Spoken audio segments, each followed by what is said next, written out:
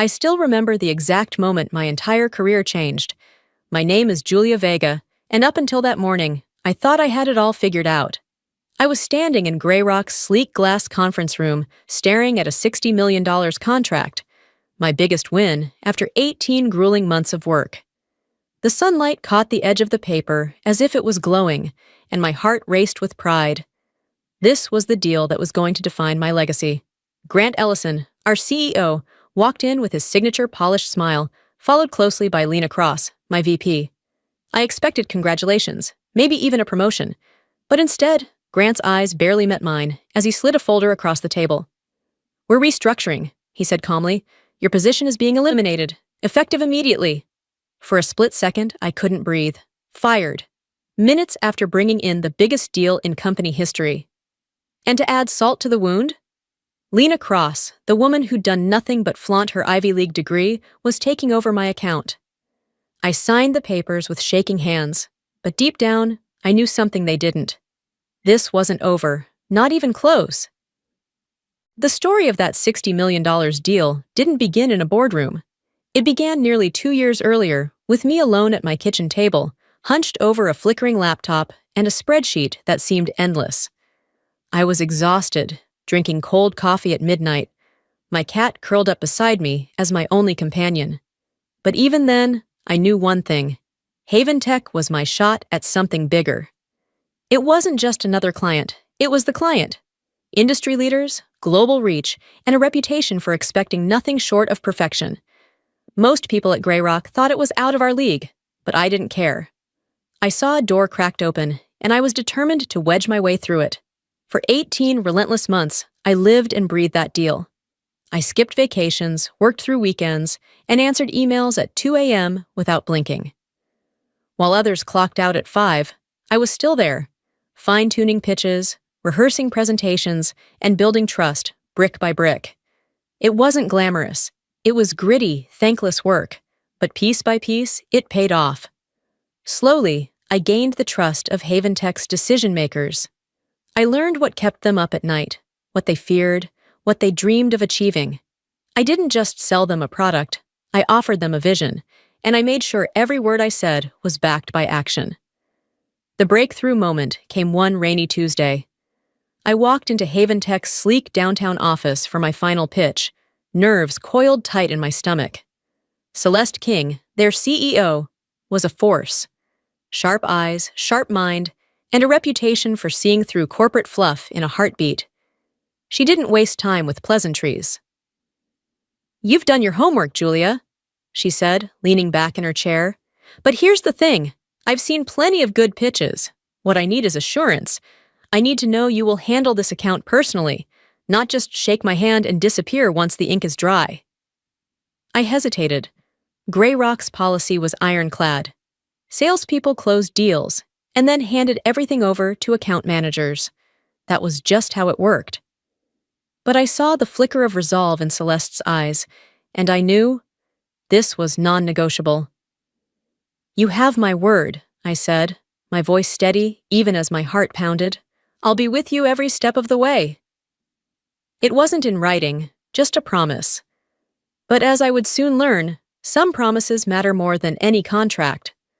The weeks that followed were a blur of fine-tuning, meetings, phone calls, endless back and forth on contract terms.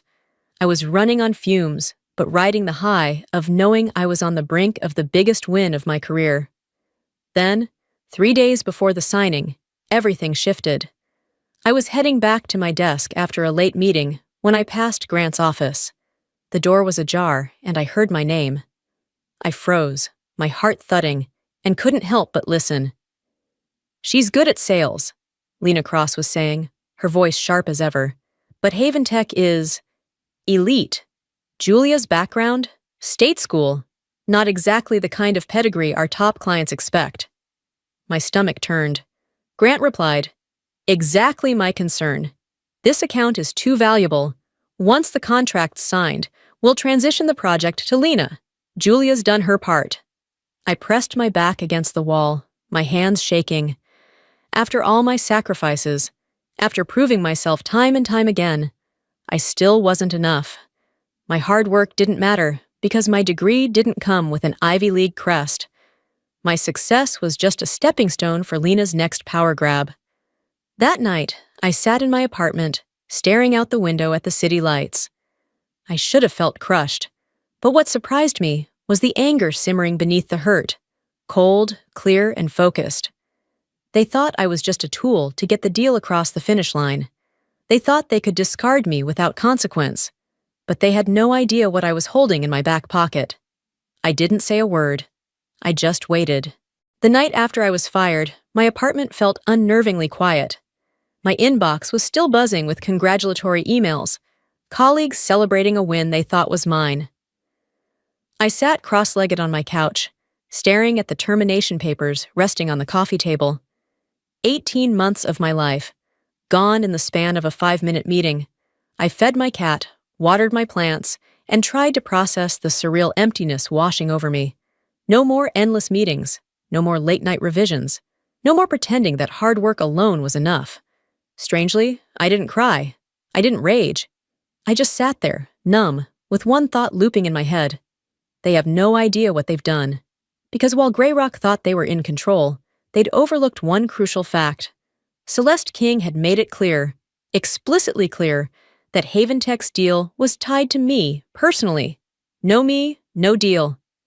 I'd promised her my direct oversight, and even though that promise wasn't written into the official contract, it meant everything. The next morning, my phone buzzed with a text that made my heart race. Looking forward to seeing you at the kickoff on Monday. My team's excited. Celeste! I stared at the screen, a slow smile spreading across my face. Of course they hadn't told her yet. They were probably planning to celebrate the deal first and break the news after everything was locked in. The arrogance of it all was almost laughable. For a moment, my fingers hovered over the keyboard. One message to Celeste, and the entire charade would unravel. But then I stopped. Some lessons, I realized, are best learned the hard way. Let them walk straight into the fire they'd set for themselves. Monday came fast. I wasn't there, of course, but I could picture it perfectly. Greyrock's top-floor conference room decked out in fresh flowers, champagne on ice, the executives in their finest suits, photographers snapping photos to commemorate the biggest deal in company history. And then, Celeste would arrive, punctual and poised, with her usual no-nonsense energy. I imagined her stepping into that gleaming room, scanning the faces, and asking the only question that mattered.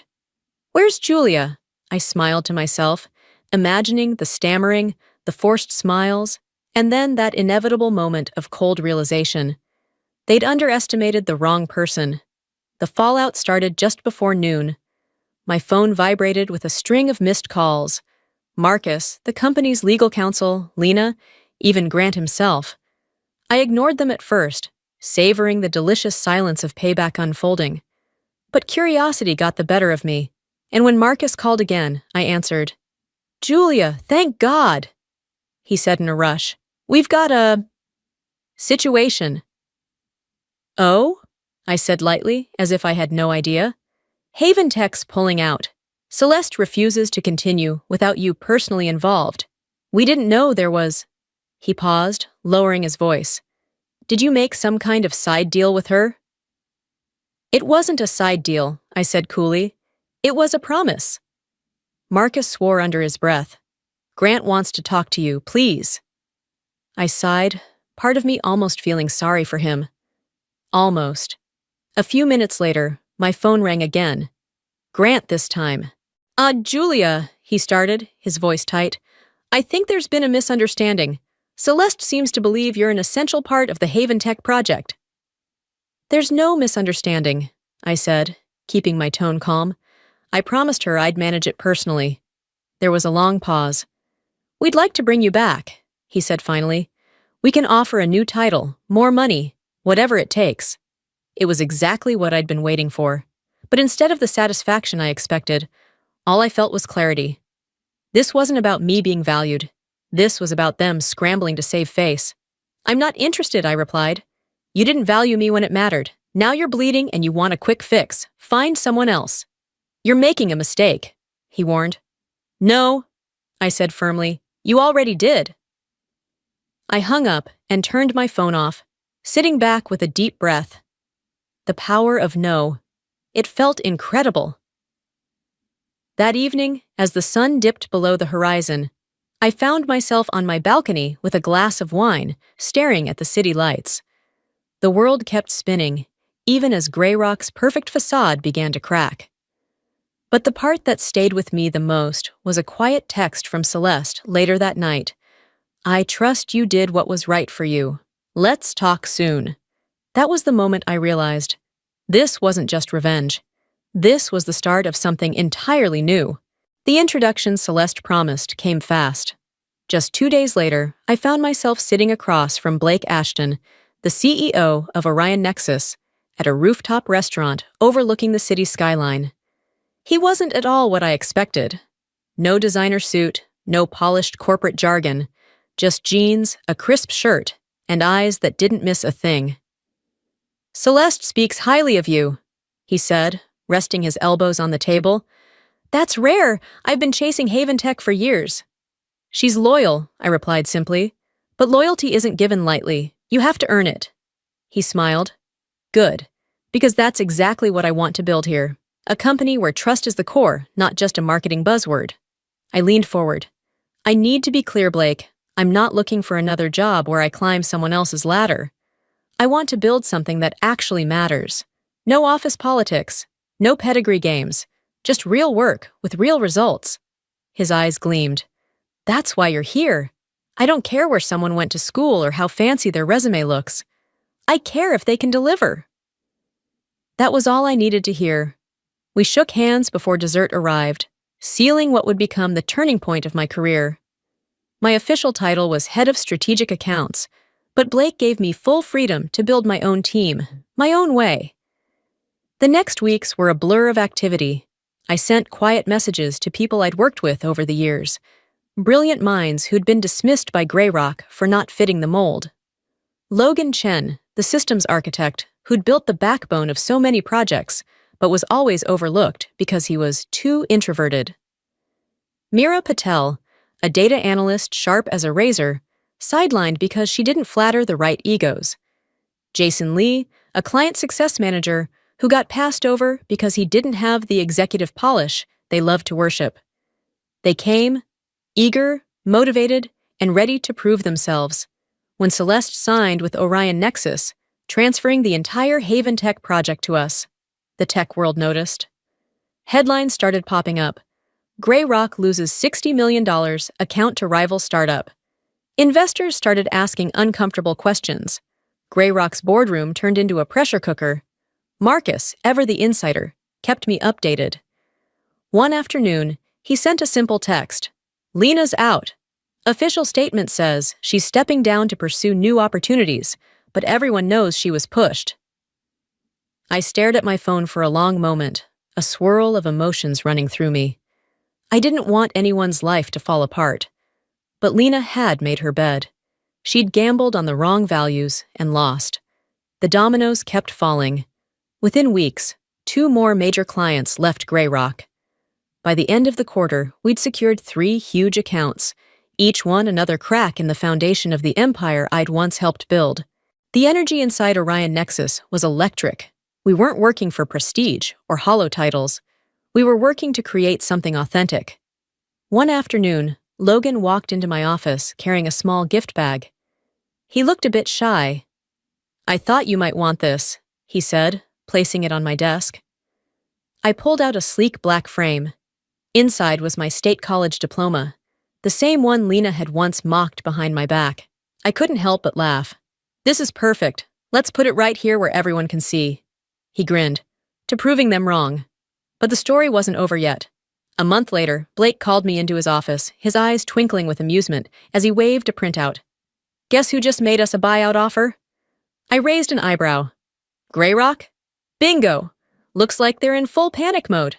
They want to acquire us, to create synergy, of course." He smirked. I looked around the office, our whiteboards full of ideas, our team huddled around tables brainstorming, the hum of real progress all around us. My gut reaction was immediate. "No way, not for any price." Blake leaned back in his chair, laughing. "Knew you'd say that. I drafted a polite response. Thank you for your interest. We must decline. We're not for sale. He hit send with a satisfied grin. It felt like closing the final chapter of a very long, very hard book. But what struck me most was how little joy I felt in watching Grey Rock fall. I didn't need them to lose anymore. I just needed us to win on our own terms. 1 year later, I stood in my new office. Nothing fancy, but perfect in every way that mattered. Sunlight streamed through tall windows, spilling across whiteboards filled with sketches and plans. There were no mahogany desks, no gold-plated nameplates, no empty displays of power. Just energy, authenticity, and a quiet kind of strength that came from building something real. On my desk sat two things that told my story better than any resume could: my framed State University diploma and a small handwritten note from Celeste. To promises kept. It was strange to think how far we'd come. Orion Nexus wasn't just a scrappy startup anymore. It had grown into a force of nature. Our client list had tripled. Our reputation was ironclad, and every project we touched carried our signature. Thoughtful, reliable, and refreshingly human. But more than the numbers or the deals, what I was proudest of was the culture we'd built. People who'd been overlooked, underestimated, or written off were now leading projects, making bold decisions, and proving every single day that talent has nothing to do with pedigree. I thought back to my early days at Grey Rock, all those nights when I stayed late hoping someone would notice my work. All the times I bit my tongue when someone dismissed me because my background wasn't impressive enough. Back then, I believed hard work alone was enough. But now, I knew better. You have to work hard, yes, but you also have to bet on yourself. No one's going to hand you what you deserve. You have to take it. A soft ping from my laptop pulled me from my thoughts. Another email notification. Tech Innovation Summit, congratulations. You've been selected as keynote speaker for this year's event. I sat back, letting that sink in. The same summit where Grey Rock's executives used to take center stage, full of their polished speeches and hollow promises.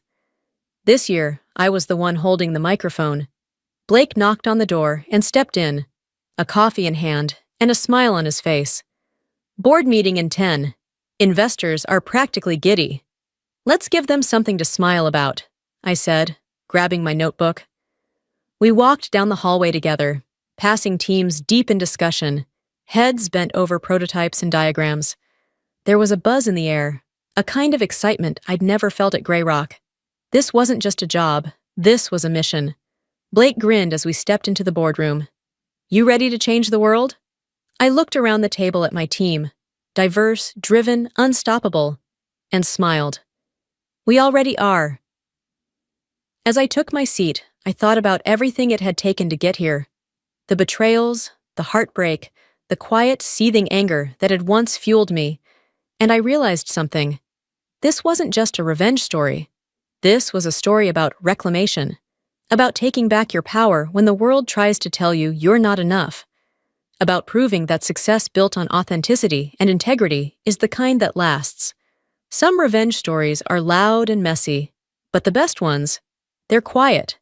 They don't need grand gestures or dramatic takedowns. They end with you standing tall, proud, and utterly unstoppable, while your doubters fade quietly into the background. And that's exactly where mine ended.